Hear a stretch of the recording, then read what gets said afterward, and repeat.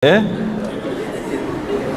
Bagaimana jika ustazah yang sedang mengajar, yang sedang haid mengajarkan Al-Quran? Jadi ini kita dah sebutkan dalam minggu lepas, ya, tentang wanita yang haid membaca Al-Quran. Apa nama tu, kalau saya nak cuba ingat balik perbincangan kita yang panjang itu, ya, iaitulah ulama majoritinya menyebutkan dengan jelas, ya, iaitulah la taqra al-haid walal junub syai'an minal Quran. Tak boleh mana-mana orang wanita haid dan orang-orang yang sedang berjanabah besar membaca apa-apa daripada Al-Quran. Riwayat Tirmizi, Ibnu Majah, Baihaqi. Tetapi hadis ini wahwa dhaifun bittifaq ahli al-ma'rifati bil hadis. Dhaif, sepakat ulama hadis, ya. Disebutkan oleh Az-Zailai dalam Nasabur Rayah dan disebutkan oleh Ibnu Hajar Al-Asqalani dalam Talkhis Al-Habir. Kemudian sebahagian ahli ilmu menganggap bacaan Quran bagi wanita haid adalah harus. Ini adalah pendapat mazhab Maliki dan juga satu riwayat daripada mazhab Imam Ahmad dan dipilih oleh Syekh Islam Ibn Taymiyah, dan juga pendapat yang dipilih oleh Imam Asy-Syaukani, yang mana mereka ada dalil-dalil mereka tersendiri, ya. Cuma kita tak sempat nak hurai dalil mereka, cuma saya nak berikan rumusan sahaja. Maka kalaulah ustazah ini dipegang mazhab Maliki, Syaukani, Ibnu Taymiyah, satu pendapat Imam Ahmad, maka bolehlah dia mengajarkan Al-Quran itu. Tapi majoriti menganggap tak boleh, dan mestilah ada yang mengatakan boleh pun, balik boleh sikit saja, dan dia tak menganggap sebagai Quran, dia menganggap sebagai zikir, dia menganggap sebagai bacaan mengajar.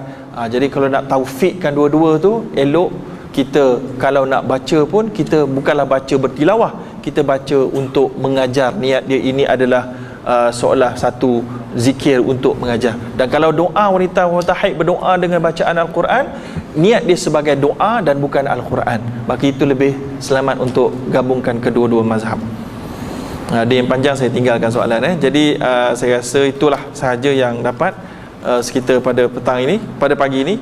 Jadi saya jemputlah tuan-tuan dan puan-puan untuk kalau ada masa kita bertemu di Pesta Buku pukul 3 petang.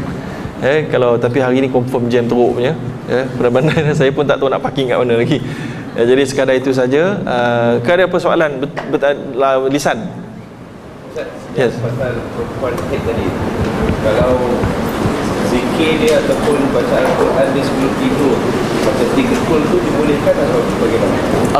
Ikutlah, maknanya kalau ikut pendapat Maliki tadi, mazhab Maliki tadi, kalau bacaan-bacaan yang mereka dah jadikan hizib, ya, maka pada ketika itu khususnya diharuskanlah.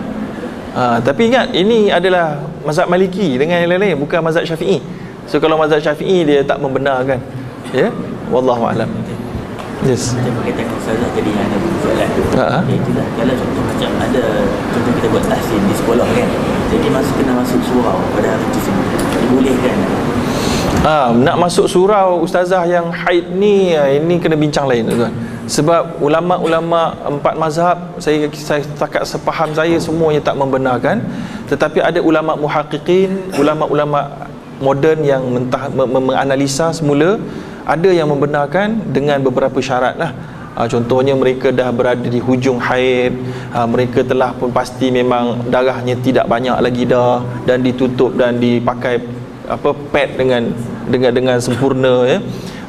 Tapi saya lihat tak berapa ramai ulama yang berani nak katakan ya, sebab memang dalam Al-Quran jelas illas abir, lalu boleh, duduk ada masalah sikit, ya. Maka kalau ketika itu kena buat di luar lah, ya. Wallahu a'lam. Jika mengajar kan, contoh macam hari itu PMP dia, mengajar saya kira macam tadilah, mazhab Maliki kira mengharuskanlah. Wallahu a'lam. Macam mana? Pekarangan kira diharuskanlah, ya. Cuma sekarang ni kalau mazhab Syafi'i dia sangat strict. Pekarangan itu dianggap masjid. Al-harimu lahu hukmun ma huwa harimullah dalam Asybah wan Nazair. Pekarangan yang wajib dia anggap wajib. Ma la yatimul wajib illa bi fa huwa wajib. Saya tak apa. Saya rasa sekadar itu saja. Terima kasih kepada semua yang hadir. Aqulu qawli hadza wa astaghfirullahalazim. Wassalamualaikum warahmatallahi wabarakatuh. Wa barakallahu fikum. Tamat dengan tasbih kafarah. Ada pengumuman, sila.